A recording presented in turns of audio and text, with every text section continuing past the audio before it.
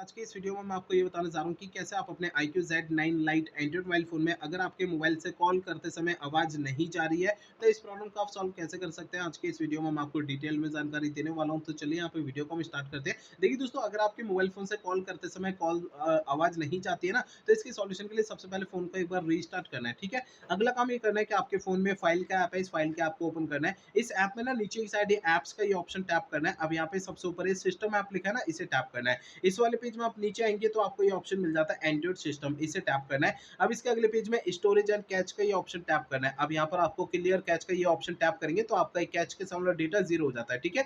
अब देखिए अगला काम ये करना है कि आपके मोबाइल फ़ोन में छोटा-सा माइक होता है, माइक को आपको ना हल्के हाथों से साफ करना है। होता क्या है, माइक में थोड़ी बहुत धूल-मट्टी जमा हो जाती है जिसके कारण कॉल करते समय आवाज़ नहीं जाती है। ध्यान रखिएगा, माइक को हल्के हाथों से साफ करना है, ठीक है। अगला काम ये करना है, मोबाइल फ़ोन का सॉफ्टवेयर आपको चेक करना है कि अपडेट है या नहीं है। इसके लिए पहले फ़ोन का इंटरनेट आपको चालू रखना है, इसके बाद मोबाइल फ़ोन का सेटिंग पेज आपको ओपन करना है, ठीक है। सेटिंग के इस पेज में सबसे ऊपर सर्च आइकन पे टैप करना है। यहाँ पे सबसे ऊपर सर्च बार में सिस्टम अपडेट आपको लिखना है, ठीक है। तो नीचे की साइड आपको सिस्टम अपडेट का ऑप्शन शो होता है, इसे टैप करना है। अब देखिए आपको ना इस वाले पेज पे कोई भी अपडेट का बटन या डाउनलोड इंस्टॉल अगर यहाँ पे लिखा हुआ दिखाई देता है, तो उसे आपको टैप करके फ़ोन का सॉफ्टवेयर अपडेट करना है, ठीक है।